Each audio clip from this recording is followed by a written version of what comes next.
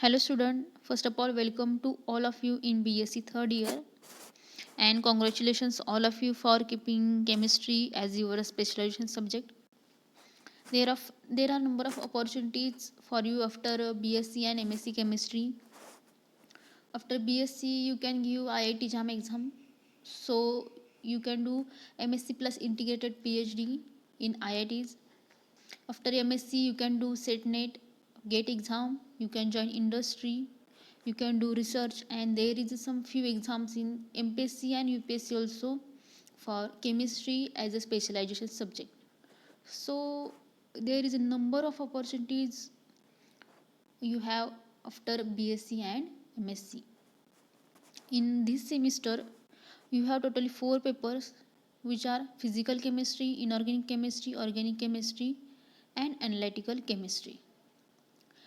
Today we are discuss about unit number first from organic chemistry, which is an introduction to spectroscopy. There are totally 5 units in this paper, which are introduction to spectroscopy, UV spectroscopy, IR spectroscopy, NMR spectroscopy, mass spectroscopy, and last will be the problems on all of these spectroscopies. This is your syllabus for organic chemistry. And today we are going to discuss first topic, first unit, that is a introduction to spectroscopy, which is, in this topic we will learn about the basic things which are useful in the spectroscopy. Let's see what are the topic points. First point is the meaning of spectroscopy. In this point we will see what is spectroscopy, what is use of spectroscopy.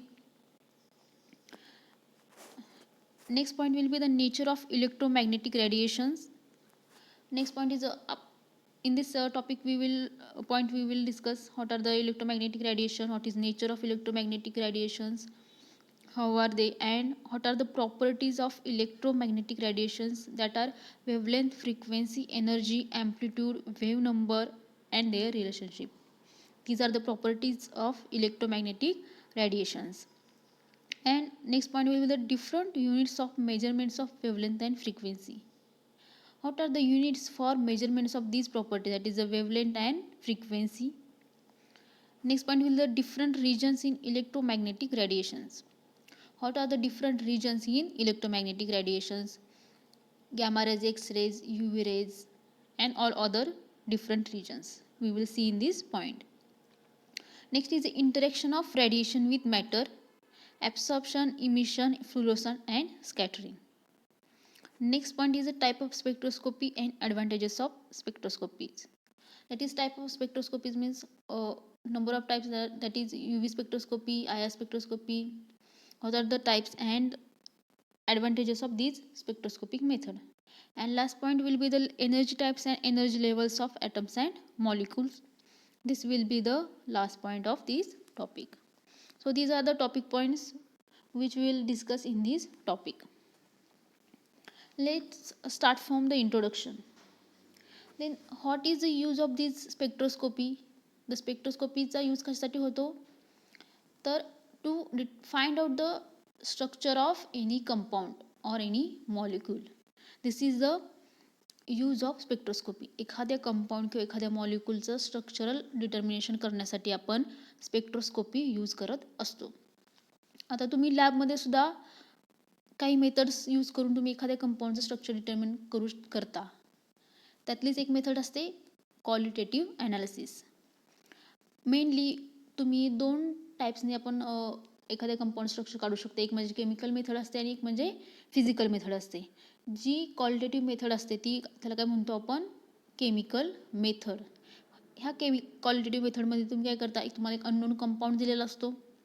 त्या कंपाऊंडची तुम्ही preliminary taste घेता, त्याचे element detection करता bye sodium fusion extract. मग sodium fusion extract तयार करून तुम्ही त्याचे इलेमेंट डिटेक्शन करता. इलेमेंट डिटेक्शन झाल्यानंतर आपण काय करतो, त्याचे फंक्शनल ग्रुप ॲनालिसिस करतो आणि फंक्शनल ग्रुप ॲनालिसिस झाल्यानंतर आपण त्या कंपाऊंडचं स्ट्रक्चर काय आहे हे काय करतो, आपण फाइंड आउट करतो.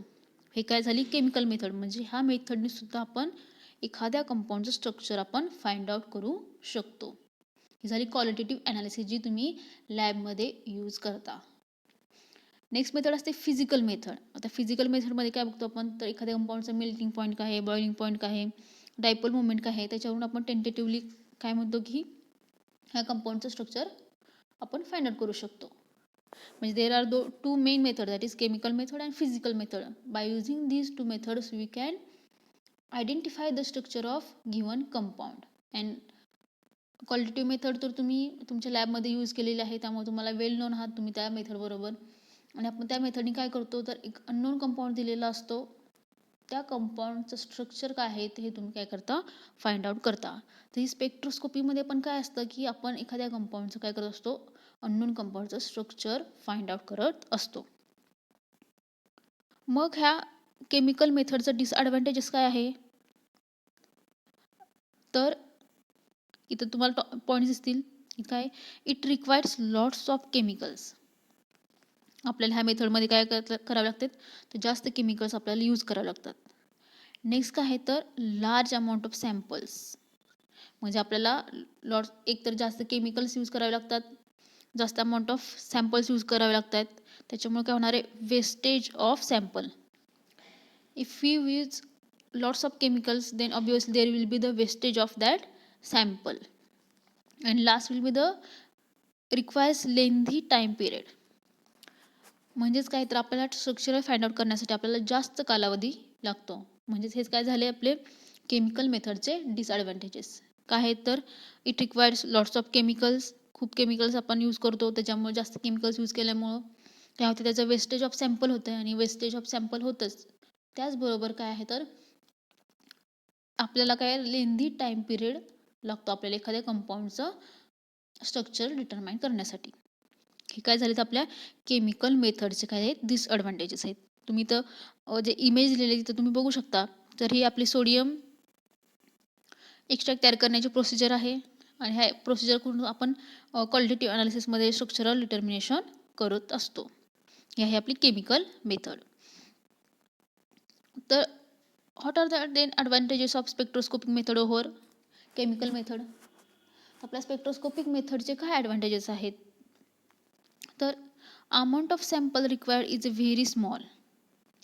जे आपल्याला केमिकल मेथडमध्ये आपल्याला जास्त प्रमाणात जे अमाऊंट ऑफ सॅम्पल लागत होतं ते काही आपल्याला ह्याच्यामध्ये एकदम कमी प्रमाणात आपल्याला सॅम्पल लागतात. ते किती प्रमाणात लागते, तर फ्यू मिलीग्रॅम्स ऑफ सॅम्पल. आपल्याला फ्यू मिलीग्रॅमपर्यंत सॅम्पल लागते. म्हणजे एकदम कमी प्रमाणात घेऊन आपण एखाद्या कंपाऊंडचं स्ट्रक्चर डिटरमाइन करू शकतो. नेक्स्ट पॉईंट काय आहे, तर sample can recover in almost all spectroscopic method. म्हणजे जे आपण सॅम्पल स्पेक्ट्रोस्कोपिक मेथड डिटरमाइन करण्यासाठी यूज केले ते sample we can recover it, म्हणजे आपण परत ते मिळवू शकतो. Next point is these methods are very quick. Spectroscopic method कशा आहे, तर व्हेरी क्विक आहे as compare to chemical method. आपण मग अशी केमिकल मेथडमध्ये बघितलं की केमिकल मेथडमध्ये it requires lengthy time period than the spectroscopic method. And last point is it gives more detailed structural information about the molecule than the chemical method. म्हणजेच काय, तर आपण स्पेक्ट्रोस्कोपीचा यूज करून एकदम more detail structure than chemical method आपण काढू शकतो. हे झाले स्पेक्ट्रोस्कोपिक मेथडचे ॲडव्हान्टेजेस काय आहेत. It requires small sample. जे आपण सॅम्पल यूज केले ते आपण रिकवर करू शकतो, परत मिळवू शकतो. ही मेथड कशी आहे, तर एकदम क्विक मेथड आहे. आपल्याला लगेच त्याचे रिझल्ट फाइंड आउट होतात. जसं की केमिकल मेथडमध्ये आपल्याला लॉंग टाईम लागतो, तसं ह्याच्यामध्ये काय आपल्याला तर एकदम कमी वेळेमध्ये आपण सॅम्पल टेक करू शकतो. आणि as compare to chemical method किंवा अदर मेथड आपल्याला काय मोर डिटेल्ड स्ट्रक्चरल इन्फॉर्मेशन आपल्याला मिळू शकते. म्हणजे स्ट्रक्चरची आपल्याला डिटेल्ड इन्फॉर्मेशन मिळते. त्या पिक्चरमध्ये तुम्हाला एक इन्स्ट्रुमेंट दिलेले आहे, हे स्पेक्ट्रोस्कोपी इन्स्ट्रुमेंट आहे. आता नेक्स्ट पॉईंट बघूया, व्हॉट इज स्पेक्ट्रोस्कोपी. तर स्पेक्ट्रोस्कोपी म्हणजे काय आहे, तर spectroscopy is a study of response of molecule when it is expose to certain radiations.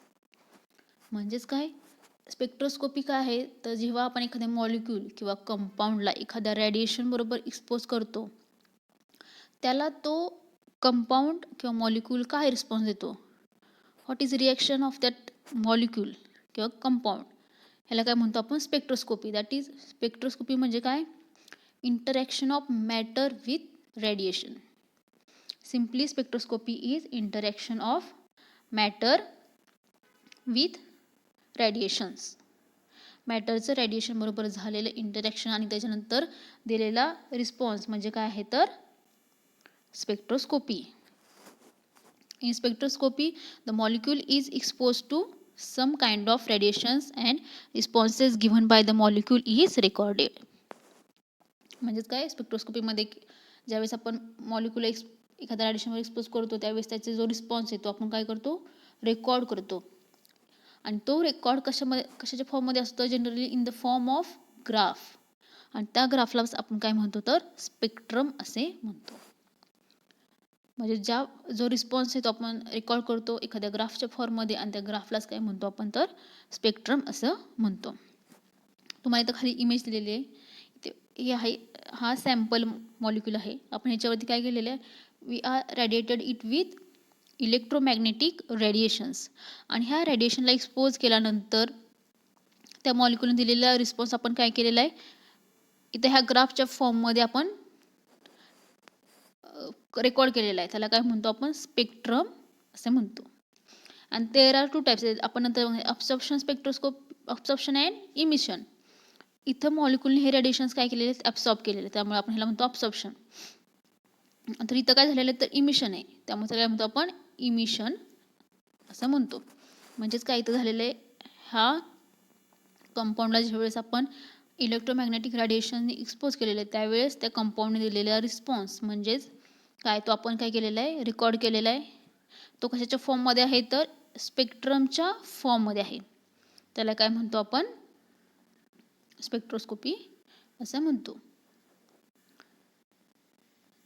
Next point काय आहे तर नेचर ऑफ इलेक्ट्रोमॅग्नेटिक रेडिएशन्स. आता आपण बघितले की आपल्याला एखाद्या स्पेक्ट्रोस्कोपीमध्ये आपण एखाद्या मॉलिक्यूलला कशानं रेडिएट करतो तर इलेक्ट्रोमॅग्नेटिक रेडिएशननी रेडिएट करतो. तर ह्या इलेक्ट्रोमॅग्नेटिक रेडिएशन्स काय आहेत, त्यांचं नेचर कसं आहे ते आपण बघणार आहे. तर electromagnetic radiation is a form of energy that is produced by oscillating electric and magnetic field. तर इलेक्ट्रोमॅग्नेटिक रेडिएशन हा काय आहे तर एनर्जीचा एक फॉर्म आहे आणि it is produced by oscillating electric and magnetic disturbance. म्हणजेच काय, इथं तुम्हाला ग्राफ दिलेला आहे, याच्यामध्ये दिसते तुम्हाला वेव्ह. इलेक्ट्रोमॅग्नेटिक रेडिएशन्स हे इलेक्ट्रिक फील्ड आणि मॅग्नेटिक फील्डपासून बनलेले असतात. तर all radiations when propagate in a wave form produce electric field and magnetic field. The direction of propagation of these two fields are mutually perpendicular to each other. म्हणजेच wave जेव्हा propagate होत असते त्यावेळेस ती काय करते तर इलेक्ट्रिक फील्ड तयार करते आणि एक मॅग्नेटिक फील्ड तयार करते.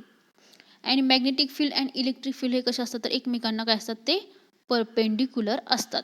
इथे तुम्ही बघा, इथं रेडमध्ये दिले असते ते काय आहे तर इलेक्ट्रिक फील्ड आहे आणि ह्या इलेक्ट्रिक फील्डला परपेंडिक्युलर काय केलेलं आहे इथं मॅग्नेटिक फील्ड तयार केलेलं आहे. म्हणजेच इलेक्ट्रिक फील्ड आणि मॅग्नेटिक फील्ड हे इलेक्ट्रोमॅग्नेटिक रेडिएशनमध्ये कसे आहेत तर एकमेकांना परपेंडिक्युलर आहेत. पण त्याचबरोबर ते जी त्यांची ट्रॅव्हलिंगची डायरेक्शन असते त्याला सुद्धा काय असतात ते परपेंडिक्युलर असतात. इथं ब्लॅकने दाखवले ते डायरेक्शन ऑफ ट्रॅव्हलिंग आहे ती. हे दोन्ही फील्ड्स हे ट्रॅव्हलिंग डायरेक्शनला सुद्धा काय असतात तर परपेंडिक्युलर असतात. इथे ह्या डायग्राममध्ये पण बघू शकता तुम्ही, हे आहे इलेक्ट्रिक फील्ड, हे आहे मॅग्नेटिक फील्ड आणि ते दोन्ही फील्ड एकमेकांना परपेंडिक्युलर आहेत. पण त्याचबरोबर ते त्यांच्या जी डायरेक्शन असते प्रोपॅगेशनची डायरेक्शन असते त्या डायरेक्शनला सुद्धा कसे आहेत ते परपेंडिक्युलर आहेत. म्हणजेच इलेक्ट्रोमॅग्नेटिक रेडिएशन हे सुद्धा काय एक वेव्ह फॉर्म आहे, एनर्जीचा फॉर्म आहे एक. आणि त्याच्यामध्ये इलेक्ट्रिक फील्ड मॅग्नेटिक फील्ड एकमेकांना परपेंडिक्युलर असतात. त्याचबरोबर ते त्यांच्या प्रोपॅगेशनच्या डायरेक्शनला सुद्धा परपेंडिक्युलर असतात. हे झालं नेचर ऑफ इलेक्ट्रोमॅग्नेटिक रेडिएशन्स. आता आपण नेक्स्ट बघणार आहे की what are the wave parameters. What are the wave parameters. Wave पॅरामीटर्समध्ये काय काय तर wavelength, amplitude, frequency, wave number, these are all wave parameters or characteristic of wave. The first wave parameters is wavelength आणि ते denote केलं जातं lambda. wavelength is denoted by lambda. One wave consists of one crest and one trough. म्हणजेच काय, एक wavelength कशासाठी बनलेली असते तर एक क्रेस्ट अँड वन ट्रफ. हा जो आहे त्याला काय म्हणतो आपण क्रेस्ट आणि हा जो आहे त्याला काय म्हणतो ट्रफ. इथं तुम्ही डायग्राममध्ये पण बघू शकता. तर हा आहे क्रेस्ट, हा आहे trough. Crest and trough. One wave consist of one crest and one tough. हे दोघांची मिळून काय होते एक वेव्ह तयार होते. And then what is wavelength? The distance between two consecutive crest or trough is called as a wavelength of radiation. आणि तुम्ही डायग्राममध्ये इथे बघू शकता. इथं one wave plus second wave and distance between two successive crest. ह्या क्रेस्टमधला आणि ह्या क्रेस्टमधला जो डिस्टन्स आहे त्याच्याबरोबर सेंटरमधलं त्याला काय म्हणतो आपण वेव्हलेंथ असं म्हणतो. ह्या दोन क्रेस्टमधला किंवा सपोज हे दोन ट्रफ आहेत, ह्या ट्रफमधला आणि ह्या ट्रफमधला जो डिस्टन्स आहे त्याला आपण काय म्हणतो आपण wavelength. Suppose this is a wavelength.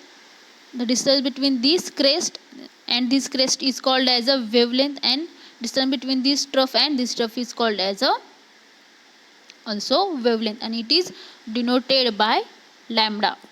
This is called as a wavelength. So one wave is consist of one crest and one trough. It is also called as a one oscillation, and distance between two consecutive crest and two trough is called as a wavelength of radiation, and it is denoted by the lambda. Next is amplitude. What is amplitude? Amplitude denoted by A. Amplitude is a maximum displacement of the wave from the x-axis is called as the amplitude of radiation. Means suppose this is a wave, the maximum displacement from the x-axis, this is the x-axis, and maximum displacement is here. So this distance is called as A or amplitude. You can see this in a previous image. This is called as a amplitude. Amplitude is a maximum displacement of the wave from x-axis. This is a amplitude and it is denoted by the A. Next is a frequency. What is frequency? The number of waves that pass a fixed point in unit time or second. एका सेकंडमध्ये एका fixed पॉईंटमधून किती waves pass झालेत त्याला आपण काय म्हणतो तर frequency. Suppose आपण हा पॉईंट घेतला एक्स ॲक्सिसवरचा आणि ह्या पॉईंटमधून एका सेकंदामध्ये how many waves are pass, म्हणजे एका सेकंदामध्ये किती वेव्स पास होतील त्याला काय म्हणतो आपण फ्रिक्वेन्सी ऑफ दॅट वेव्ह असं म्हटलं जातं. And also number of cycles or vibrations undergo during one time by body of periodic time. This is also called as a frequency and it is denoted by nu. It is denoted by nu. Means एखाद्या one point मधून एका सेकंदामध्ये how much oscillations म्हणजे किती wave जातात त्याला काय म्हणतो आपण फ्रिक्वेन्सी. इथे इमेज दाखवलेली आहे. इथं आहे हाय फ्रिक्वेन्सी वेव्ह, दुसरे आहे लो फ्रिक्वेन्सी वेव्ह. तुम्ही ह्या दोघांमध्ये डिफरन्स बघू शकता. ही हाय फ्रिक्वेन्सी वेव्ह आहे त्यामुळे त्याची वेव्हलेंथ काय आहे कमी आहेत आणि वेव्स कशा त्याच्या एकदम जवळ आहेत. म्हणजे हाय फ्रिक्वेन्सी असल्यामुळं एखाद्या छोट्या पॉईंटमधून जास्तीत जास्त वेव्ह काय होणार एका सेकंदामध्ये पास होणार आहेत. आणि इथं काय आहे तर लो फ्रिक्वेन्सी वेव्ह, ह्याची वेव्हलेंथ पण कशी दिसते तुम्हाला फ्रिक्वेन्सी लो असल्यामुळे ह्याची वेव्हलेंथ जास्त आहे कारण की ही वेव्ह कशी आहे लेस फ्रिक्वेंट वेव्ह आहे. म्हणजे एका सेकंदामधून कमी वेव्ज एका पॉईंटमधून पास होतात. तसं इथं पण आहे हायर फ्रिक्वेन्सी म्हणजे जास्तीत जास्त वेव्हलेंथ आहे, वेव्ज आहे तिथं कमी वेव्हलेंथ आहे. आणि दुसरी काय आहे तर लोअर फ्रिक्वेन्सी म्हणजे कमी फ्रिक्वेन्सी आहे. म्हणजे higher the frequency lower the wavelength. जेवढी जास्त फ्रिक्वेन्सी असेल तेवढी त्याची वेव्हलेंथ काय असेल, कमी असेल. वेव्हलेंथ म्हणजेच काय, 2 सक्सेसिव्ह क्रेस्ट मधला डिफरन्स म्हणजे काय आहे, वेव्हलेंथ आहे. हे झालं फ्रिक्वेन्सी. फ्रिक्वेन्सी म्हणजेच काय, number of waves that pass a fixed point in a unit time or second and it is denoted by nu sign. Okay, this is sufficient for today. Rest part we will see in next lecture.